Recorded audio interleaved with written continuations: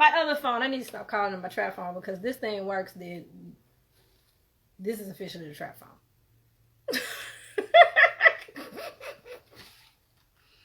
Not supposed to be stressed on a Sunday. Look, no, there's no stressing on Sundays. Hey, we're gonna try. Okay, I don't know if you can tell that I'm on a different phone. Let me see. So I'm. Oh, please let it work. Please let it work. Please let it just be on the phone. If not, we're gonna have to do what you said, Donney. It was the phone. What's up, Chief? What's going on? Wow. What's happening? Dude, this $5,000 phone and the $40 phone. How are you? I'm all right. I'm all right. Hopefully we can get the people back. I'm cool. How are you? Oh, I'm fine. Look, wherever Donney goes, the people will follow. Might be a stretch. Might be a stretch. Look, I was talking to Taylor. I know you know Taylor. Taylor Scott? Yeah, Taylor Scott. That's the only Taylor that counts. Exactly. Are there any other Taylors? First of all, don't you ever mess with Donney because the Rosebuds will come after you. And the Rosebuds that follow Donney Rose have PhDs. I didn't know that was a thing. Didn't know that was a thing. Out the big words. Word up. So how is Maryland? It's cold. It's all right. You know, people out here are, you know, pretty friendly where I'm at. You know, you're not really out here congregating with people because of the Rona, but people are wearing masks and, you know, being responsible, and it's okay. It's a nice little situation. We are in proximity to a lot of small towns, so we're in a city called Hyattsville, population maybe 35, 40,000 people, but it's like right next to another bordering town, College Park, which is where the University of Maryland is. Then we're near Silver Springs, Maryland. So there's a bunch of like little towns around us. And we're a few miles away from the District of Columbia, Washington, D.C. Me and Les were actually out there yesterday. Huh? I'm gonna say, didn't you visit it? Yeah, we were there yesterday. We visited D.C. a few times. It's really only like 6 miles from like where we live. So 6 miles, but it's like 30 minutes because traffic is pretty crazy. But well, do y'all really need your car? Don't they guys like? I mean, to be honest, at this point in time, no. With the exception of like if we want to go on a little excursion, like me and Leslie were doing like weekend excursions or whatever. Like the first few weeks we were here, just to like little neighboring towns. But now, like where we live, there is like first and foremost, we live across the street from a goddamn shopping mall, right? A big ass Target. Like there's a bunch of stuff like we can walk there. So that's number one. Then when we step outside, there's restaurants across the street, restaurants next door. There's a barbershop literally right next door to me. You know what I mean? So I can go there. So as of now, and you know, me and Leslie both work at home. So there technically is not a need for a car unless we're going somewhere beyond our immediate proximity of where we live. But there's a lot that's like right in walking distance. So it's legit in that way. Save on gas, and then you know get your exercise on. I was looking at, speaking of exercise, I was looking at a picture, one of our first pictures that we ever taken. Mm-hmm. Came up on the memories, mm-hmm. you know, and I think I was I was 20 pounds lighter than the picture. You're 20 pounds lighter now. I found whatever you lost. Let me just say it like that. It's up and down. It ebbs and flows. You want it back? I got conditions, so sometimes I'm up, sometimes I'm not so up. Actually, right now, Leslie told me I was getting a little fluffier the other day. So I guess I'm up. I guess I'm up right now. But hey, you know, I don't really know anybody, so I'm sitting inside and eating. And it's a little too cold to exercise, so. That's what I'm doing, friend. But you know, I gotta say, I'm cooking, so I'm tasting everything. Yeah. You got pastries and gumbos and whatnot. Like, you're doing well, all things considered. Thank you. You know what I Yeah, mean? It look, could be a lot worse. it could definitely be a lot worse. And then it actually, believe it or not, the pandemic is the reason why we started, and that is being successful because people don't want to leave their home. Yeah, nah. There's a lot of, invention and innovation that has come out this time. So, you know what I mean? Shout out to y'all. Shout out to Citizen Soul for being innovators in this time. You know what I mean? And yeah, you all are, I'm seeing the pictures. I had the luxury of tasting one of the cakes before or whatever. And y'all out here winning. You know what I mean? People, I know you're going to Alexandria and selling out. Oh You know, man, gotta go to the hometown. Look, when I come up there, hopefully you guys will take some of the sweets too. yeah, nah. You say we're coming. Yeah, hopefully, by the fall, according to Dr. Fauci, things should be somewhat close to normal. Of course, that's contingent upon people doing what they need to do. Um, I'm still seeing people back home out here in these streets like there's no more COVID, and that's a little concerning. But it also ain't my business, so I know where I'm at. Well, see, and that's why. Look, it's funny.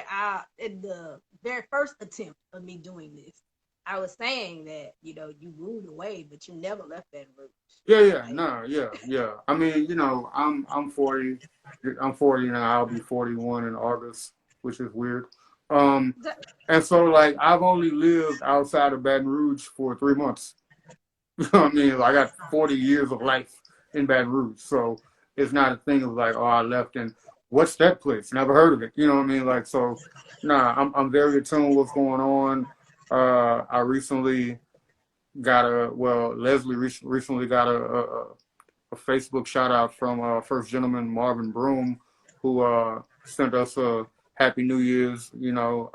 Like when I was in Baton Rouge briefly in October, but we moved beginning of October. We had to come back when Leslie's father passed. When I came back in October for a bit, I was still registered to vote in Baton Rouge, so I voted for Mayor Broom's re-election. You know what I mean? Like the week that I was in town.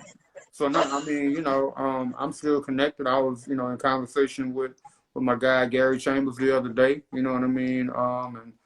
And yeah, I'm you, Anna West, Marcel. Like, there's a bunch of people. You know what I mean? It's like, that's my people. I don't know anybody else here but Leslie. That's all you need to know. Yeah, nah. I mean, I actually do know a couple of people up here, but we ain't kicking it. You know what I mean? So, yeah, it's important to stay connected. You for those who don't know what it is that you do, you say you work from home. What it is that you do? My current job, I'm the chief content editor at the North Star, and the North Star is a liberation-based media outlet that was relaunched by Sean King. The original iteration of the North Star was launched in the 1800s by Frederick Douglass. It was an abolitionist newspaper. And so in 2019, Sean King relaunched the North Star. So we are a black and brown, primarily media outlet. We focus on, again, telling news stories from a liberation perspective. My job as chief content editor is essentially quality control. So I give suggestions on things that we put out there. I write articles and editorials for the North Star. I edit the work of a lot of my colleagues. I write copy for our podcast. I run our content meetings, like do a few different things for the North Star. And I started working with them as a freelance writer in January of 2020. February. So I did that the whole time I was in Baton Rouge in 2020, from February up until the point that we moved. But right before we moved, they brought me on full time. So at first I was just freelance writing, and then I became chief content editor, and that's what I've been doing. And it's a really dope job. I work with some really cool people, and we are still, the North Star is going into a second year of being in existence. Really? Yeah. I don't know why I thought it was longer than No, So no, you kind of there the whole time. half the time. So yeah, they launched in 2019. They brought me on beginning of 2020. Um, so yeah, we are still in a relatively upstart phase. But you I know, will say it's that. good work. It's good I work. mean, and the content, the let me say it like this, because Mhm. you already know your friend is very emotional. I'm a very emotional person, and the things that come across your desk, I Yeah, know will probably make me cry on an everyday basis. yeah. So how is it that you balance it? I mean, especially as a activist, I how mean, do you? so for me, when I'm away from that work, I'm away from that work. Like the other day, me and Leslie were on Facebook playing this game that we got at home. We just were playing it on Facebook Live, a trivia game. You know what I mean? Just, being silly or whatever. Because when I'm working Monday through Friday for the North Star, we are writing and reporting and podcasting about the plight and the disenfranchisement of Black and Brown people. And we have to take a perspective. We take the perspective. We err on the side of the marginalized. You know what I mean? So we have to write and talk about really difficult news topics from the perspective of this is how it is wrong. It is causing wrong to Black and Brown and Indigenous people. So inundated with that. Like this is what I do all the time. And so when I'm not doing that, for me it's important to holler at, my people back home, catch up with, folks like yourself and, just like watch old sitcoms and stuff like, yesterday me and Leslie found old episodes of the show Amen, you know what I mean, on YouTube. And Like, where like y'all get this? we just YouTube looked up Amen, you know what I mean? And there it was, Sherman Hemsley. So, like those things are of value to do because, yeah, I spent a lot of time writing about and reading about and researching about just really, really, really shitty things. Um, but all of that is it's of significance to write these things and report these things and tell about these things because we have to understand consistently where we are, you know what I mean, as far as the pulse of the country, to be able to push back when need to be able to advocate when need to, but also to be able to say, all right, we got these wins, these things worked for us. How do we duplicate these successes? So all of that, is pretty valued. Do you feel like your time with the North Star has made you different at writing? Has changed your writing It any? it definitely has made me a lot more proficient and efficient.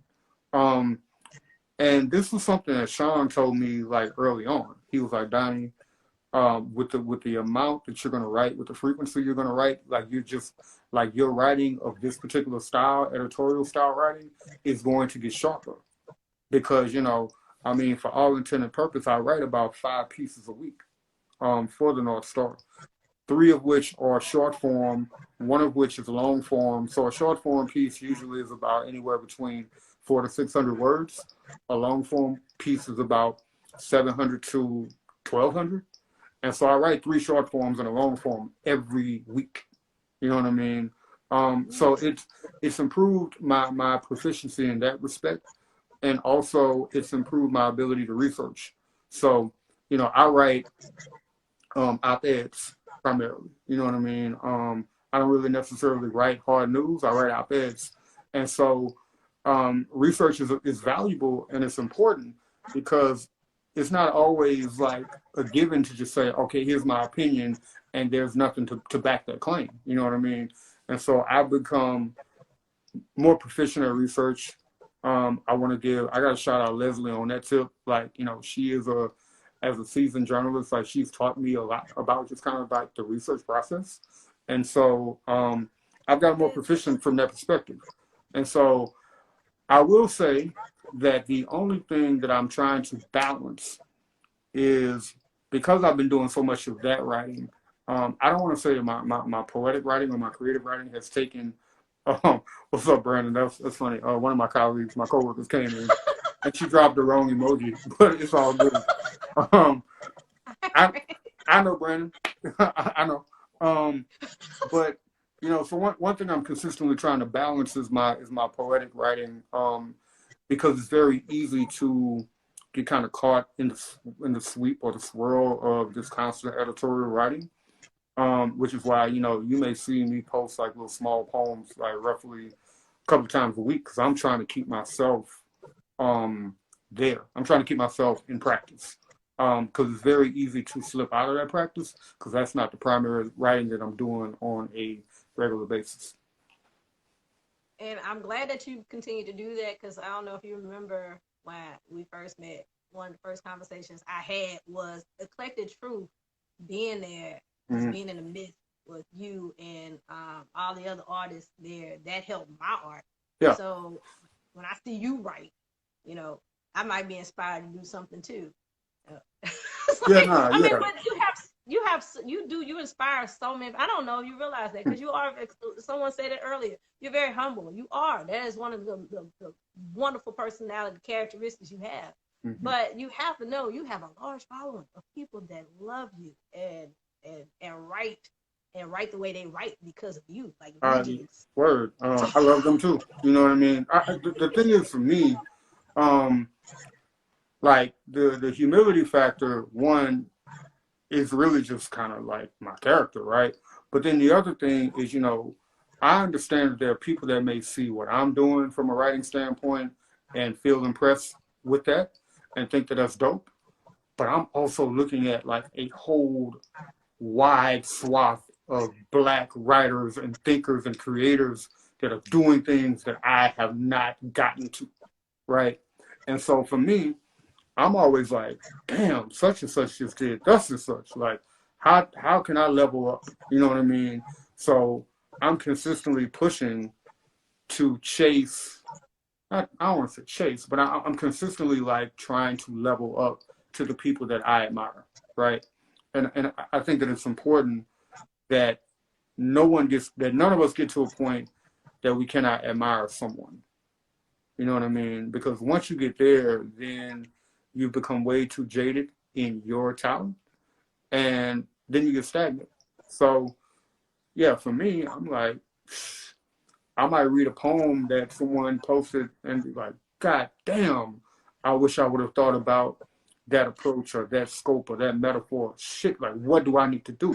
And so for me, it pushes me to continue to push because I'm consistently trying to level up, not only to my peers, but also people who I view as mentors. Like, I want my name to be in those conversations. So I work. Because you were part of a slam team, you were over slam teams, then you went on to do the youth. Yeah. You lived a lot of lives. So Yeah. which job, I would say, I don't know, out of all the jobs that you had as a poet, as a writer, as spoken word artist, which one do you love the most, or did you love the most, or whatever? I think that at my core, inherently, I think I'm an educator. I'm an artistic educator at my core. And that is, my mother, who transitioned nearly 20 years ago, like 20 years ago this year, was a school teacher, right? So my first lessons in education came from sitting at the kitchen table with my mom. You know what I mean? So inherently, that's who I am. And it's a skill that's been allowed to be transferable even in the job that I'm in like currently. So like when I run content meetings, I'm often running it from a creative teaching facilitative standpoint. You know what I mean? Like my colleague Brandon came on, she could possibly attest to that. I'll kind of I stay somewhat in teaching mode. You know what I mean? And I think that for me, like that's something that I kind of have to do to keep myself feeling functional. So, but even more specifically, so one of my bosses, Ray King, who is Sean King's wife and the COO of the North Star, she started another nonprofit called Hands and Learning Co-op because she's a PhD education student.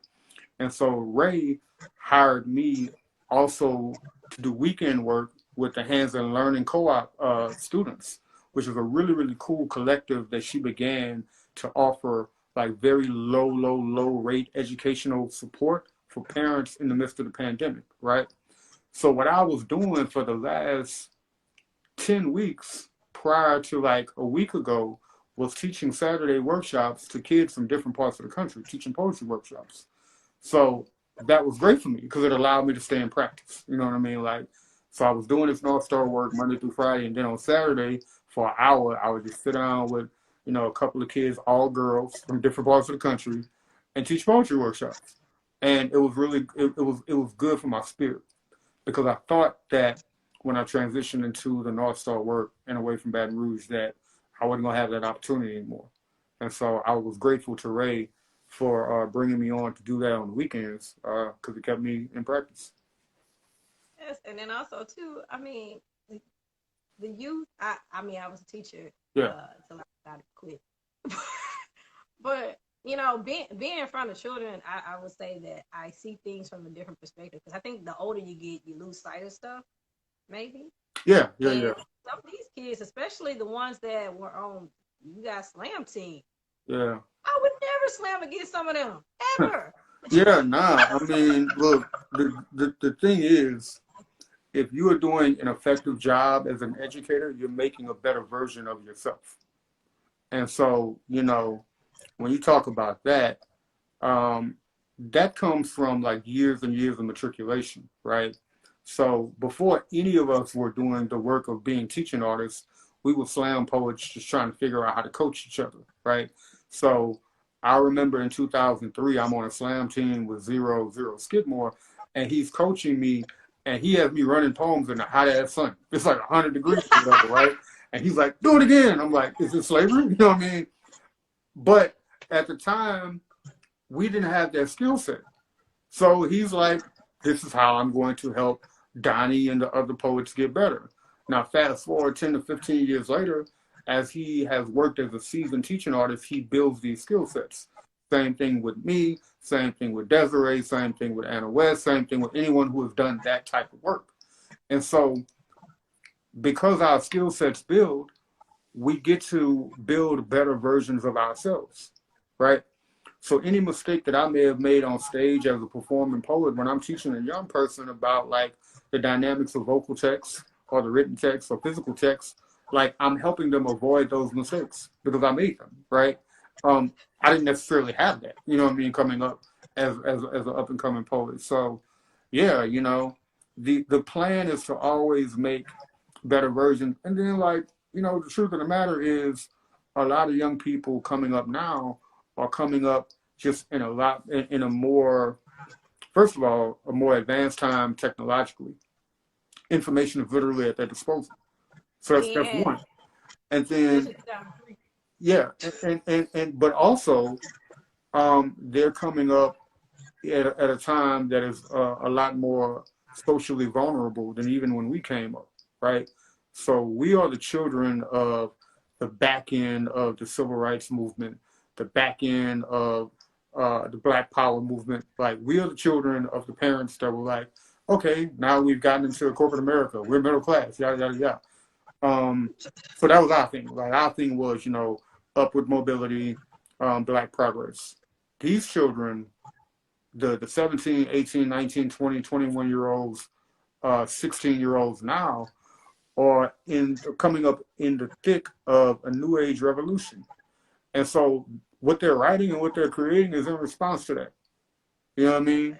Like I wrote a piece for the North Star the other day about Oscar Grant and how in 2009, Oscar Grant was killed on New Year's Day. And when he was killed on New Year's Day, it was filmed. And that kicked off an era of police interactions being caught on film, right? Before that time, one of the strongest reference points that we had was Rodney King back in 1991. Right. But So if you look at, so you talk about like an 18-year period, of course police were killing black folks or whatever, but a lot of that stuff was not caught on film, right? Oscar Grant was caught on film because at that point in 2009, camera phones, iPhones were prolific. They were everywhere, right? And since that time, and we can name folks from Alton Sterling to Philando Castile to Walter Scott to like you can name a succession of people who were killed and someone filmed it. Right. Remember that? So, yeah, that's what I'm saying. And someone filmed it, right? So here, so the point I'm kind of getting at is that young people right now are coming up in an age where they're seeing and they have access to so much information, but they also have access to front row tickets to trauma. Like it's right there. You know what I mean? And so that's impacting the way they're creating. It's impacting the way they're writing. You think they're getting numb to it? I mean, I don't know. You know, I think that if that was possible, 2020 reversed course on that. So I think that there was a numbness that was happening leading up to 2020. And what I mean by that is that, you know, there were, you know, multiple cases of state-sanctioned violence before 2020. There's like a laundry list between, if you want to go from 2012, let's say, to 2019, laundry list of people. But what happened in 2020 is that the world shut down and everyone had to really sit with what they were seeing, right? So you don't get protests around the world when George Floyd was killed without people having to sit and watch. Because before, folks had the luxury of, oh, well, that happened. Go ahead, let me go to the bar. Let me go ahead about my way, right? That luxury was stripped. And so I think that, you know, people are not as numb anymore, because what we saw, what black people saw in particular, and what our allies also ended up seeing, was that in the worst possible condition, a pandemic, right? At a point where the world and the country was shut down, police still found time to kill black people. Right. And so that's kind of a jarring awakening, you know what I mean? That will take you from a place of, oh, I was just, you know, growing numb. Well, nah, I mean, you can't, because look at what's going on. You got millions of people protesting with masks on, which lets you know that shit, it's not a game. And I would say my first protest I ever was a part of was with Alton Sterling. Yeah. 2016. Yeah. I mean, I hate to go back then, but it's not that far. believe it or not, 2016 I think it was a little cakewalk compared to 2020. Yeah. I mean, 2016, you know, for me, I said that 2020 was like 2016's evil little brother that came back for revenge. You know what I mean? Like, a lot of shit went wrong in 2016.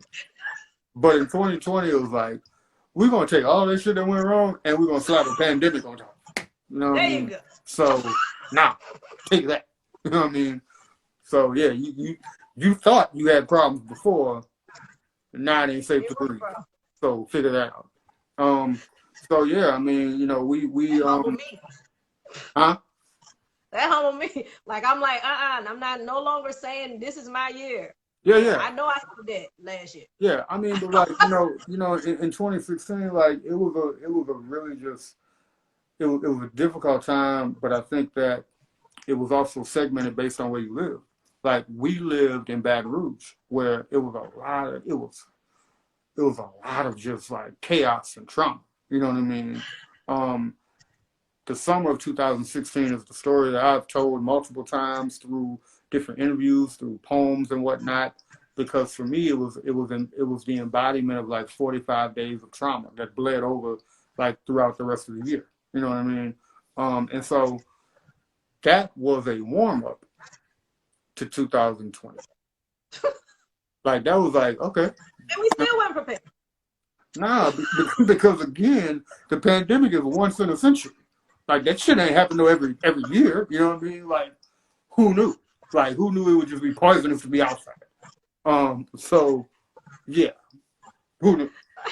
He dies in bullets and drops. Right, you know what I mean? Like, yeah, I mean, it could be a droplet, it could be a droplet, it could be a gunshot. Like, you don't know. Never You don't know. know. You don't know. But I wanted to. I mean, when we talk about 2016, there's several pieces that you have, but I don't know, and I don't want to put you out Front Street if you weren't trying to perform anything. But if there's any piece that you would like to perform back then, or something that Yeah, I you're working on. I had a poem I used to have memorized, which was based on tweets from 2016. Don't get too excited because I don't have it memorized anymore. But there was a poem that I wrote in 2015 that kind of, it always comes back around, and it kind of always works or whatever. And so it goes something like, when a black boy is killed, the conversations that hover over his lifeless body are often about everything except his right to remain breathing. He's buried twice, once beneath the soil, once beneath everyone else's agenda.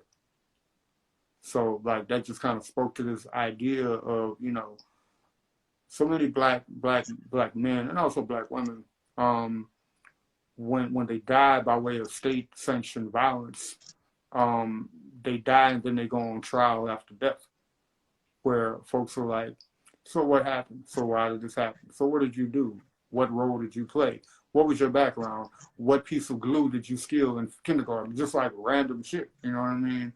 Whereas, you know, we know the juxtaposition to that is that white folks, you know, a lot of white killers have been able to behave in a lawless manner.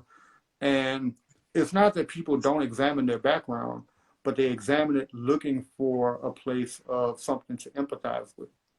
You know what I mean?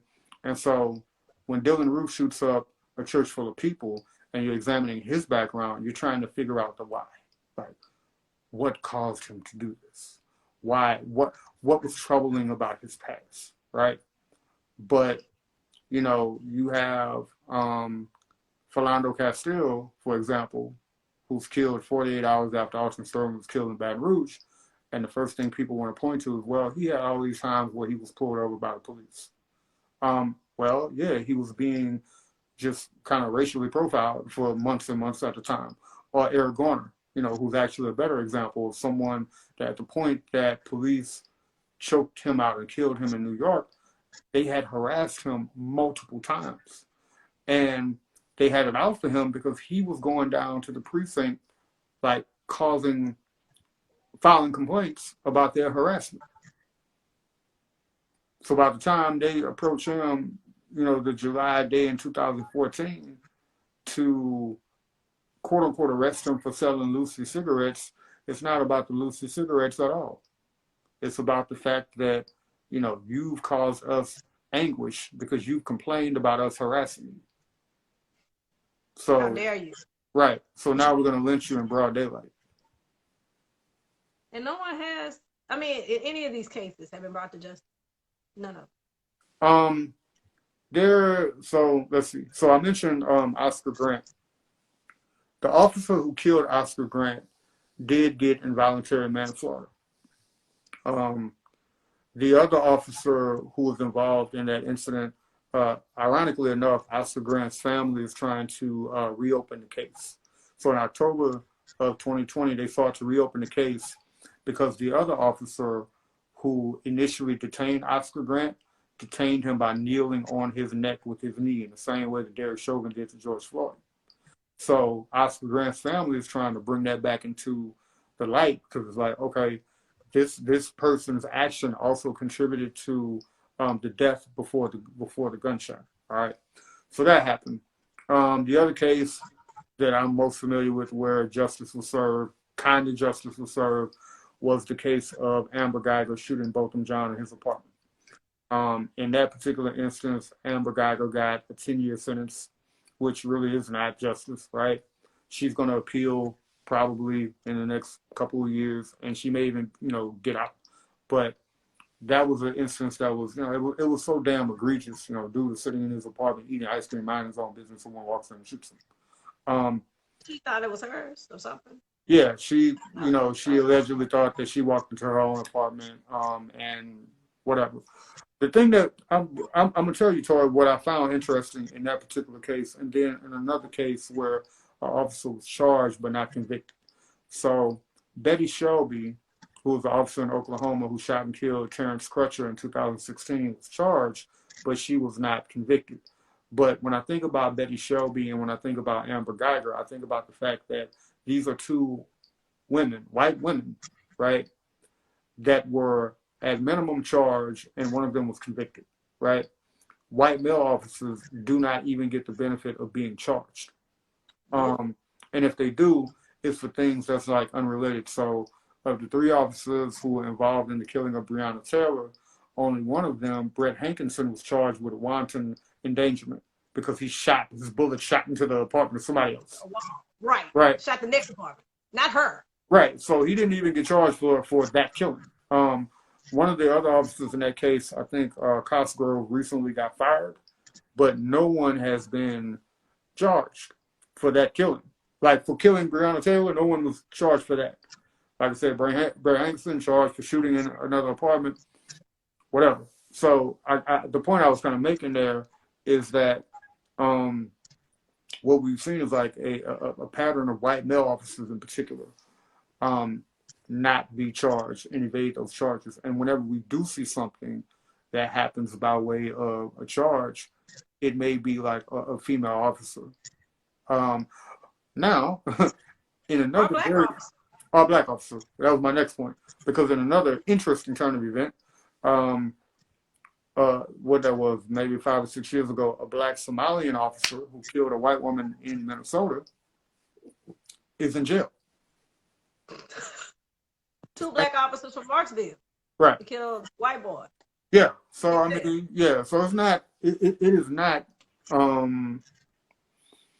It is not that police are incapable of being charged with murder for these crimes when they're committed against the law. It is just based on the color of the person that's offending. Exactly. I want before I let you go, because oh my gosh, I enjoy talking. Yeah. I feel like we outside of Eclectic Truth right now. Indeed. I'm just absorbing everything in. Yeah. But you are a product of hip hop. Yeah. Like I am. Uh-huh. And I like to play these little games. Mm-hmm. Test your knowledge about hip hop. But I'm talking to a person. Look, he got his hair. Come on, let's do it. All right, shoot that shot if you need to. We'll see how it works out for you. Be stretched. Yeah. Shoot that shot. Well, look, I had to do some research. Yeah. Because I'm like, I know you know this. I don't look, but I had to do some research anyway. So to give you a heads up what it is, I'm gonna ask you 4 questions. Mm-hmm. And they're all, now this is something that I don't really see nowadays that we saw growing up in the 80s and the 90s, rap groups. Mm-hmm. I don't see a lot of rap groups nowadays. Uh-huh. Don't know why. But these questions are about either a rap group or a rap duo. Okay. Right. Ready, Chief? Go ahead. All right. This first question. This rap group was in a movie called Delirious. Called Delirious. Rap group in a movie called Delirious. That's not the Fat Boys. What? Not the Fat Boys, is it? Yes. Word. Yeah. Okay. I thought the movie was called Toistories, but cool. Oh, it is. It is. Look at you. Yeah. We actually, this trivia game me and Leslie played, that question actually came up like yesterday. So really? That's on my brain. Yeah. Disorderlies was the movie. It's Disorderlies. You're right. My bad. You almost had me with the wrong title. But it's like, and you still had it. I'm scared of you. So you get an extra point. Number 2. What group was Busta Rhymes in? Flip Mode. Oh, Leaders of the New School. Ding, ding, ding, ding, ding. Yeah, Flip Mode was the label. Leaders of the New School. Like, oh yeah, Flip Mode was the label. Right. Yeah. Number 3. Now this group, Black Star, produced these 2 guys. Most definitely live quality. Ding, ding, ding, ding, ding. And last but not least, number 4, this 1990s group said we were all headed towards self-destruction. Yeah, so the group, let's see, because it was a group of folks that put a collaborative joint together. Right. Boogie Down Productions were kind of at the core of it, KRS-One, but it was a group of like East Coast rappers. Because you're right, they had like Stop the MC Violence Light, I think also. was Yeah. like Heavy D came through, R.I.P. Waterbed Hev. He was like, Hev's at the door, so there'll be no bum rush. And I was like, shit, I'm not old enough to be in the club, but if Heavy D say he ain't gonna be no bum rushing, I'm not about to try it. Man, all the greats that left us. They left us with these kids. Well, I mean, look, there's a lot of exceptionally talented people who are out there now. You remember seeing Mumu Fresh at Black Out Loud? Yes. So she's on a new record for Toby and Giway that dropped. Like his album been out for a minute, but the video came out today, and really? Mumu is eating. She eating on that verse. I've got to go see this. That Toby, whoo.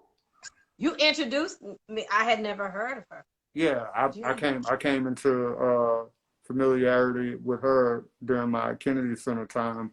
But yeah, she's incredible. But she's on this new. I'm really happy because I'm happy for her because Toby and Giway like built a very big following over the past year, and so there's a lot of people that saw Mumu on his joint today was like, who the hell is that? It was like, man, look, my Mona been.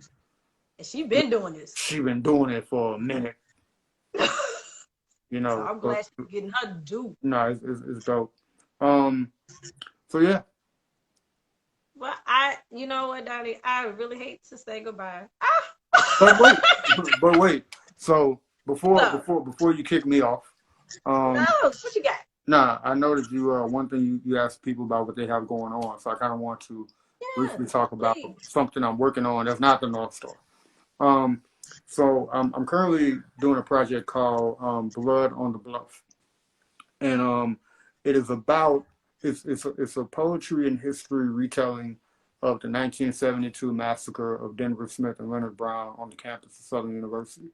So the backstory to this, for people who are not familiar, in 1972, students of Southern were kind of regularly protesting conditions on the campus and just kind of protesting academic stuff, housing stuff. It was a thing for weeks and weeks at a time. It came to a climax on November 16th, 1972. What happened on that day was the president of Southern at the time, Leon Netterville, the word was that the students stormed his office at the president's house and was holding him hostage. Truth of the matter is, President Netterville was not on the campus at that time, but the narrative got out that his office was being held hostage. Anyway, long story short, then Governor Edwin Edwards at the time sends militarized police force to the campus of Southern University. A standoff ensues between students and law enforcement officials. Law enforcement officials get to launching not missiles, but like launching tear gas. Student throws back. Next thing you know, officers get to shooting at students. 2 students, Denver Smith and Leonard Brown, are killed in the foray of that. A bunch of other students get hit. So so if you've ever been to Southern University campus, the student union is called the Smith and Brown Memorial Union. It's named after Denver Smith and Leonard Brown. So what I'm doing with the Blood on the Bluff project is basically I'm writing an extended poem where in the persona of the student union. So I'm speaking in the voice of the Smith and Brown Student Union, talking about how I came to be, and this is a spinoff of the American Audit Project that I debuted back in we didn't get a chance to talk about that. Yeah. So Blood on the Bluff is kind of like a part of the American Audit family of projects, which I'm trying to see if I can develop a few more, but it's the most immediate one. And so right now I'm in the process of interviewing different people, alumnus of Southern. I had a really dope interview the other day with Denver Smith's nephew, Denver Terrence. He actually came on the live earlier. And we talked about the Denver Smith Foundation that he started in his uncle's legacy. And we talked about like his family, just kind of, recalling that tragedy and whatnot. And so it was amazing. Like it was an amazing conversation. But I talked to him. I spoke to State Rep Ted James. I spoke to Gary Chambers. I've been speaking to a few really, really integral people, activists, SU alumnus, people like that. I got way more people to talk to, including older folks who were on the campus the day that this happened. 72, who? Yeah. That's so, what me and you. Yeah. So, yeah, right. I mean, yeah. Yeah. Anyway, I'm not that old, but I'm not thinking. So yeah, the plan for that is to make it a video project. So like with the American Art, that was a live performance, but given that we are still in COVID times, pandemic times, what I want to do is take all of these different interviews, get them edited, record my vocals of doing the verse, weave those things together, and it come out as a video project. So hopefully it will be available on November 16th, 2021, which will be the 49th anniversary of the Smith and Brown Massacre. I've talked to some people at Southern already. We may do like a special screening around that time where I collaborate with the Denver Smith Foundation to do some stuff. Yeah, so that's the plan. And it's been no birthday gift for me. Yeah. And right, so far it's been a pretty easy process. Like people have been willing to talk, about this because it's something that has not gotten the attention as a lot of other cases. And when we talk about Baton Rouge Black history, when we talk about the civil rights struggle in Baton Rouge, like the thing about this project and the thing about this story is the story of advocacy. It's a story of student protests. It's a story of state-sanctioned violence. It's a story of, students' rights being, trampled upon. And all of that happened at Southern in 1972. And every year, thousands of kids cycle in and out of the Smith and Brown Union, and they see those pictures painted on the wall of these two people. And the story is often like not really known. And the thing that's interesting, and I'll say this before I wrap up, everyone who I've talked to, when I've asked them about, so when you were a student on the yard, how much do you remember like your professors talking about that? Like not really at all. And a lot of folks would also have been telling me that older people in their family often just shy away from that conversation, either because it's too traumatic or because it's an open case that was never resolved. To this day, nearly 50 years later, people are still scared to talk about what happened that day. So I'm diving in here. Well, I'm glad that you on the case. And I mean, for those of y'all who have not seen them or that was the last, I feel like the same day in 2020. The American Audit happened on February 28th, 2020, and 3 weeks later, everything shut down. So right. That was my last grandstand in Baton Rouge. I was like, people. I mean, but if you had to go out, it was a hell of a way. It was a bang. It was a goddamn bang. But I was like, there. And for those of y'all who missed it, y'all missed the show. Oh my God! I'm telling you, it was well thought out. It was well put together. Yeah. I mean, it was to walk in your brain for just what was an hour and a half. No, it actually the runtime, because it's on YouTube. The runtime was only like 45 minutes. But like, being with y'all being there in the room, all things considered, it was about an hour and a half time from the beginning to the end. But the actual runtime was like 45 minutes. Wasn't that long? Okay. I mean, I enjoyed every second of it, and I can't wait to see. What is the name of the title again? Blood on the Bluff. Blood on the Bluff. I am looking forward to it. Yeah. Y'all, Donney Rose, yay! Thanks, So we'll Tor. see you soon. Happy New Year. And tell Leslie and the cats I said hello. Jalen is right here. She don't want to say anything. But Hey. oh, See you peace. later. Bye. So you guys, what a great segment. Oh my God. I know, right? I got chills, I mean, that's Donney Rose. What else can I say? That's Donney Rose. So for those of y'all who missed it, I will be saving this and I will be putting it on my Facebook page, but you can also watch the replay. But y'all already know how Instagram is. So in order for me to get my next guest on, I have to literally log out. But since I have the trap phone, I figured out this is how the trap phone is going to work for us. I'm going to log off, and literally in 30 seconds, I'm going to come back on. And I'm going to have my next guest, Soul Lab, Mike T. So, Mike T, get ready. All right, logging off. Y'all come right back.